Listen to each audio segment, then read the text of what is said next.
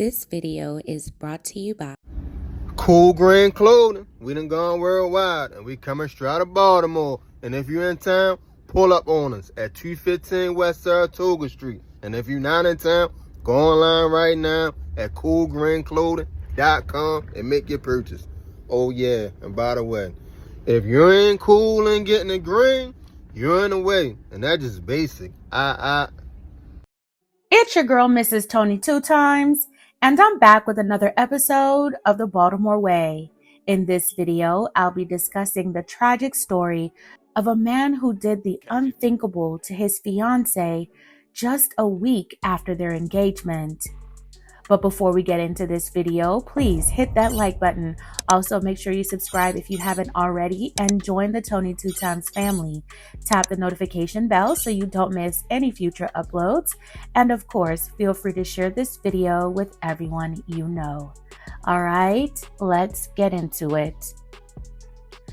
Shelaya Dupree Broadwater, affectionately known as Shay, was the kind of person who could light up a room without even trying. Born on August 25, 1981, in Salisbury, Maryland, Shelaya grew into a woman whose warmth and compassion touched everyone around her. She was raised in love by her father, Kevin Broadwater Sr., her stepmother, Rhonda, and the late Nadine Handy Johnson. From a young age, Shelaya stood out. She was the first granddaughter in her family, cherished by everyone, protected, and deeply loved. She graduated from Stevenson Decatur High School in 1999, later earning her bachelor's degree from the University of Maryland Global Campus. Shelaya worked as a commercial account manager at Risk Placement Services, Inc., a career that reflected her intelligence, professionalism, and steady spirit. But beyond her career, Shelaya was known for her giving heart and her dedication to her son. She loved spending time with her family, whether it was laughing with cousins, sharing meals, or just being present. Her loved ones described her as soft-spoken, kind, and full of life, a woman whose smile could disarm even the coldest heart. Shelaya was active in her church, Emmanuel Wesleyan, where she participated in the Remarkable Women's small group. Faith, family, and love were the cornerstones of her life, but behind her beautiful smile, no one could have imagined that the person she chose to share her life with would be the same one to bring it to a heartbreaking end. In 2025, Shelaya had been seeing 34-year-old Rondale Dickerson, a man from Mappsville, Virginia. The two had what many thought was a committed relationship. Despite their 10-year age difference, they appeared to be deeply connected, enough that they decided to take the next step. Just days before tragedy struck, Shelaya and Rondale got engaged. Friends and family celebrated the news, believing Shelaya had finally found happiness with someone who truly valued her. But behind the smiles and engagement posts, tension was building. It was Thursday, September 18, 2025, when everything changed. Police records and court documents later revealed that Shelaya and Rondale had been having a disagreement in the days leading up to that morning. Sometime around 5 a.m., Rondale reportedly went to Shelaya's apartment in Ellicott City. According to investigators, Shelaya's 14-year-old son told police that Rondale came to the apartment early that morning, pounding on the door, but left when no one answered. What happened in those hours that followed remains uncertain. But by 3:06 p.m., a 911 call came in from that same apartment, a call that no child should ever have to make. Officers said over a police radio, "Your caller is going to be 14 years old, advising that they found their mom. When officers arrived at the apartment on West Springs Drive, they discovered a scene that would haunt the community. Shelaya had been stabbed in what police later described as a targeted attack. There were no signs of forced entry, suggesting that Rondale either gained access through familiarity or had returned later when Shelaya let him in. Detectives quickly connected the dots. All signs pointed toward Rondale Dickerson. By the time authorities arrived, Rondale was gone, but not for long. Just a few hours later, around 6 p.m., police were called to a Walmart less than a mile away from Shelaya's apartment. Store security had reported a man who was acting strange. When officers arrived, they found Rondale, shirtless, covered in gashes and cuts, appearing disoriented. Police immediately detained him, and after a brief hospital visit for treatment, he was taken into custody.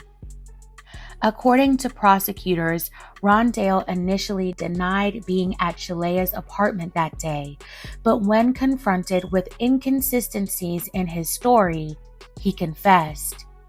Detectives described the attack as vicious and full of rage, evidence of a struggle between a woman fighting for her life and a man overcome with anger.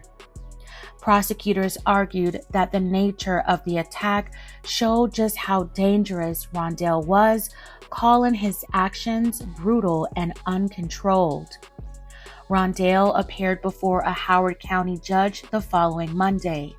Despite the seriousness of the case, he sat calm and composed, answering questions clearly, showing no outward emotion. Prosecutors emphasized that just days before the incident, the couple had gotten engaged, a moment that was supposed to represent love and partnership. Instead, it became a symbol of betrayal and unimaginable loss. They told the court that Rondale was a danger to the community and a flight risk, pointing to his erratic behavior during his arrest and the brutality of what happened. The judge agreed, denying him bail. His next court appearance was scheduled for October 22nd, where prosecutors promised to pursue full accountability. He is considered innocent until proven guilty. The question that remains is why? What could drive someone who claimed to love a person to such an extreme act? Friends and family have struggled to make sense of it. There were no public signs of trouble, no warning that things were spiraling out of control. One of Shelaya's cousins wrote in a heartfelt tribute, "She was silent, quiet, loving, and pure in heart. Yet a coward chose violence against such a kind soul." Those who knew Shelaya say her life was a reflection of grace and love. Her loss has left a hole in her community, in her church, her workplace, and most of all, in her family. Her 14-year-old son's courage that day was unimaginable. He became the voice in the darkness, the one who spoke up when the unthinkable had happened. It's difficult to comprehend how love can transform into something so destructive. Rondale Dickerson's actions didn't just end a relationship, they shattered lives. His decision in a moment of rage left a young boy without his mother, a family without their light, and a community grieving another senseless loss. What makes this story so painful is how ordinary it began. A relationship, a proposal, a promise of forever. But beneath the surface, something darker was brewing, something that no one saw coming. If there's anything to take from Shelaya's story, it's that love should never cost your peace, your safety, or your life. When patterns of anger and control start to appear, even subtly, They're not just red flags, they're warnings. Shelaya Shay Broadwater deserves a lifetime of love, not to be remembered for how her story ended. She will be remembered instead for her gentle spirit, her kindness, and the joy she brought to everyone who knew her. My deepest condolences to her family. May she rest in peace, and may her memory continue to inspire love that heals, not harms, and may justice in its fullest form be served. Fam, I'm going to leave the rest up to you. What are your thoughts on this story? Let me know in the comments below. All right, fam, that's it for this episode of the Baltimore Way. Thank you so much for watching. If you found this video informative and believe these stories matter, please consider liking this video so more people can see it. Subscribe for more stories like this that deserve to be heard. And most importantly, take care of yourself and those around you. This is your girl, Mrs. Tony 2 times. Until next time.